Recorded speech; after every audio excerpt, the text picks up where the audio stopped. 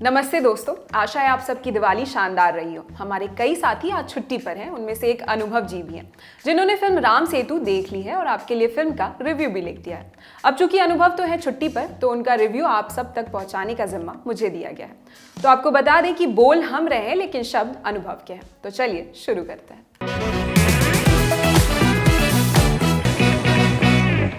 मैं धर्म, भगवान और ऐसी किसी चीज में नहीं मानता जिसका कोई प्रमाण ना हो। राम सेतु का नायक यानी आर्यन कुलश्रेष्ठ, जिसे अक्षय कुमार ने निभाया है, ये बात कहता है, किसी बात को अच्छा या बुरा तब तक नहीं कहा जा सकता जब तक उसे आपने जाना समझा ना हो और आपके पास उसके पुख्ता सबूत ना हो। हमारे साथी अनुभव ने तो राम सेतु देख ली, तो आइए जानते हैं कि उन्होंने इससे क्या जाना समझा, क्या प्रमाण मिले। आर्यन कुलश्रेष्ठ एक आर्कियोलॉजिस्ट हैं। वो अपनी टीम के साथ ये साबित करने की कोशिश कर रहा है कि राम सेतु इंसानों ने नहीं, प्रकृति ने बनाया है। फिर उसे इसके उलट साक्ष्य मिलते हैं। उसे लगने लगता है कि राम सेतु इंसानी कारनामा है। वो अब राम सेतु के रामकालीन होने के प्रमाण जुटाने के लिए काम करता है। इस बीच उसके सामने कई तरह की अड़चनें आती हैं। इन अड़चनों से पार पाने के लिए उसे कई लोग सहारा देते हैं। सैंड्रा से लेकर एपी और कहीं कहीं उसकी पत्नी भी उसे गाइड करती है। कुल मिलाकर इतनी ही कहानी है जिसके बीज अन्य दिशाओं में भी फैले हुए हैं। कैसे, आइए बताते हैं। फिल्म शुरू होती है एक लक्ष्य से। राम सेतु एक मैनमेड स्ट्रक्चर नहीं है, इस बात को साबित करने से। शुरुआती कुछ आधे घंटे इसी ढर्रे पर मूवी आगे बढ़ती है। फिर कुछ सबूत मिलते हैं कि राम सेतु मैनमेड स्ट्रक्चर ही है। ये आप ट्रेलर में देख चुके होंगे।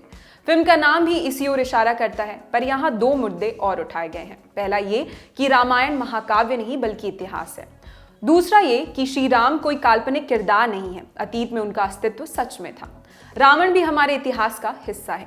इन्हीं बातों को प्रूव करने के लिए डायरेक्टर अभिषेक शर्मा ने इतना बड़ा तामझाम बिठाया है। पर इसमें एक समस्या भी है। यदि बात राम सेतु की थी तो इसे राम सेतु तक सीमित रखा जाना चाहिए था। रावण, राम और रामायण के अस्तित्व, उसकी असलियत को साबित करने की खास जरूरत नहीं थी। अब आप ये भी कहेंगे कि राम सेतु की बात हो रही है तो राम और रामायण की बात तो होगी ही। एक तरह से देखा जाए तो आप सही भी हैं, पर हमारे साथी अनुभव का इस पर अपना टेक है। क्या, आइए देखते हैं। फिल्म तार्किकता की नाव पर रहते हुए ही एक पैर अतार्किकता की नाव में रखने की कोशिश करती है, पर सिर्फ ठग से छूकर वापस आ जाती है। राम सेतु शुरू में लॉजिकल लगती है। फिक्शन होने के बावजूद इसे ऐसे रचा बुना गया है कि आपको इसके सच होने का यकीन होने लगता है। पर बिना बात के कहानी अचानक श्रीलंका पहुंच जाती है। वहां ये कुछ जगहों पर लॉजिक होती है। चूंकि फिल्म राम सेतु से जुड़ी है, इसलिए श्रीलंका वाला पार्ट थोड़ा अतार्किक लगता है, पर इसे राम सेतु से अलग करके देखते हैं तो ये हिस्सा भी तार्किक लगता है। राम सेतु जैसी फिल्मों के साथ सबसे बड़ी समस्या होती है भावनाओं का अतिरेक, पर यह फिल्म कहीं कहीं पर ही उस अतिरेक को छूती है। बहुत बड़े स्तर पर खुद की भावनाएं नहीं छलकाती। क्लाइमैक्स और कोर्ट वाले सीन में भावनाएं उफनती हैं, पर वहां भी कई मौकों पर अभिषेक शर्मा और डॉक्टर चंद्रप्रकाश द्विवेदी की बैलेंस डायलॉग राइटिंग इसे संभाल लेते हैं। जैसे ही लगता है फिल्म एक प्रोपेगेंडा बनती जा रही है, वहीं राम सेतु फैक्चुअल हो जाती है। फैक्ट्स को आप ऊपर नीचे कह सकते हैं, उनको मानक की कसौटी पर रखकर देख सकते हैं, पर फैक्ट्स ही पूरी फिल्म का टोन सेट करते हैं। तथ्यात्मकता ही फिल्म की जान है। मेकर्स एक और चालाकी करते हैं। फिल्म में नायक को नास्तिक दिखाया गया है। वो ईश्वर के अस्तित्व पर भरोसा नहीं करता, पर उसे प्रमाण मिलते हैं, इसलिए अंत में वो राम के अस्तित्व को स्वीकारता है।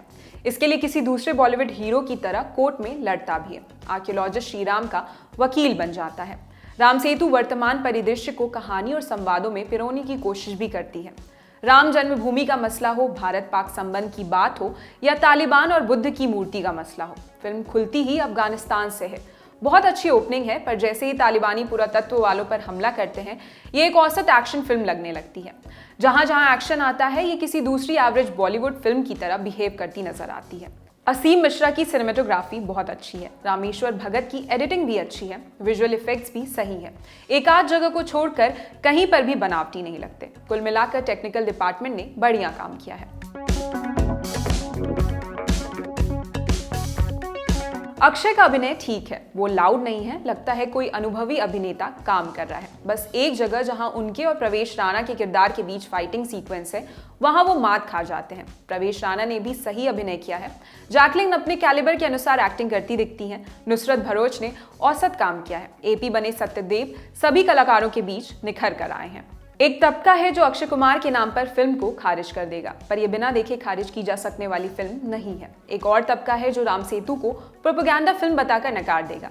उन्हें ये फिल्म जरूर देखनी चाहिए। हमेशा से सिनेमा एक सॉफ्ट पावर के तौर पर इस्तेमाल होता रहा है। आजकल के सिनेरियो में यहाँ भी ऐसा हुआ है। राम सेतु कोई घोर कमर्शियल फिल्म नहीं है, ये एक वेल रिसर्च मूवी है। बस इसके तर्क का तराजू कहीं कहीं एक ओर झुका हुआ है। इसी के साथ फिल्म राम सेतु का रिव्यू समाप्त होता है। मैं निहारिका यादव, देखते रहिए ललन टॉप सिनेमा। शुक्रिया।